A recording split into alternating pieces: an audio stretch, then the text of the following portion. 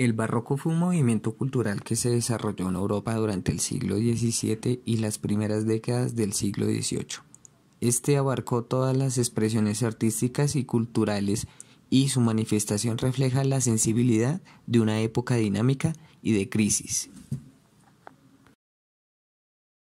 Caracterizado por el auge de la monarquía absoluta, la intolerancia religiosa, la sociedad estamental, el estancamiento económico y el desarrollo de la racionalidad y la experimentación como métodos de conocimiento, fue también un siglo violento, marcado por guerras religiosas y políticas en gran parte del continente. En la época de la Ilustración, los iluministas Diderot y Rousseau usaron esta palabra para describir de manera peyorativa el arte de ese periodo, al que consideraban estrambótico y confuso. Sin embargo, la historiografía posterior ha reivindicado el valor estético de este periodo. Sus características son origen, sentimiento y espiritualidad. En esta característica existen tres tipos de temas: contenido religioso, contenido político y la burguesía.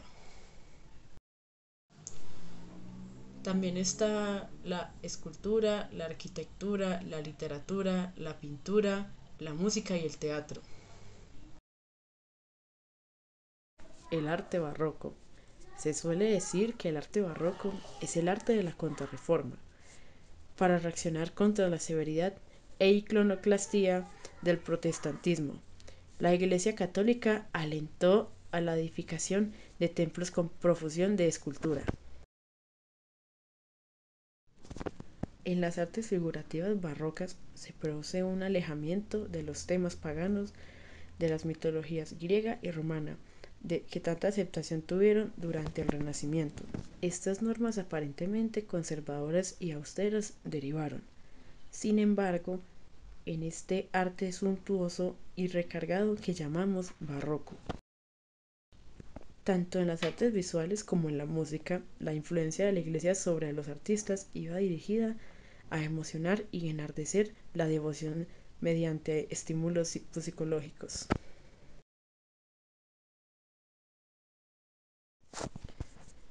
Peter Raoul Rubens, una de las figuras más importantes del barroco, es considerado como uno de los mejores pintores de su época y gracias a esto fue reconocido en vida. Fue uno de los primeros artistas en entender el mercado del arte y creó una especie de factoría en su taller de fábrica de pinturas en cadena. Ejerció un diplomático en diversas cortes europeas, incluida España, que encargó de muchos de sus primeros cuadros. Algunas de sus obras son Venus y Cupido, Perseo y Andrómeda, y por último Adán y Eva. José de Rivera fue un artista que pasó gran parte de su vida en Italia, por eso se considera que es proveniente de este país.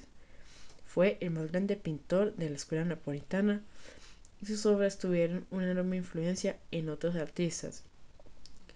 Las obras de Rivera tienen fama de ser truculentas y sombrías, casi de terror. Desde muy corta edad partió a Italia con la intención de aprender el oficio del arte. De Roma marchó a Nápoles, donde vivía un gran esplendor cultural.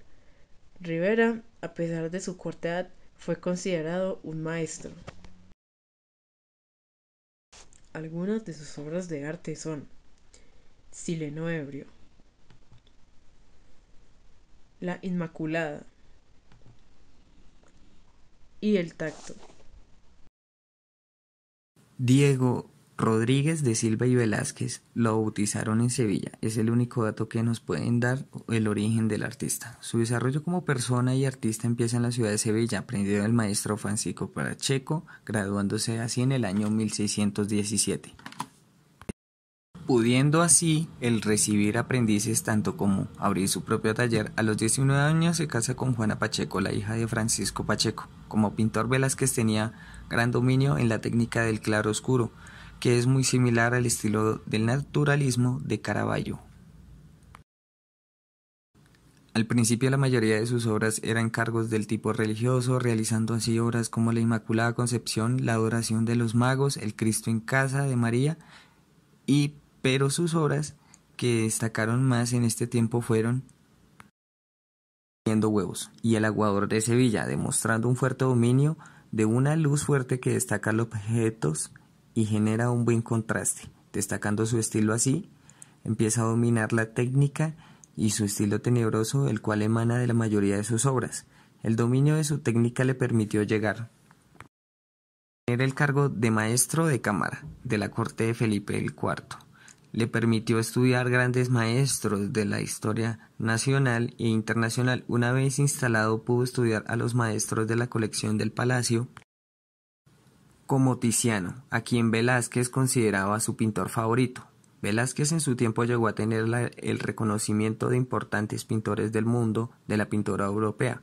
Fue el caso de Pedro Pablo Rubens, quien estuvo en Madrid por esos años y con quien llegó a colaborar. Fue el mismo Rubens quien le recomendó viajar a Italia para estudiar a los grandes maestros donde estudia la obra de Tintoretto, Miguel Ángel Buonarroti y Rafael Sanzio. Amparado por tales estudios, perfecciona su modelo de perspectiva. Al regresar a Madrid, Velázquez llevó una dotación de 300 piezas nuevas para la colección de la Casa Real. Tras esto fue nombrado aposentador del palacio y continuó trabajando para el rey hasta el final de sus días. En esta etapa Velázquez obtuvo el tan anhelado nombramiento como caballero de la Orden de Santiago.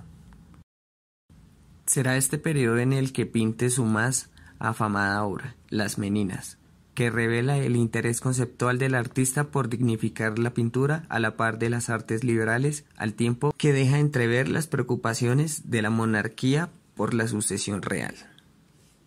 Velázquez muere el 6 de agosto de 1660 con todos los honores que podría recibir un artista talentoso y consagrado como él.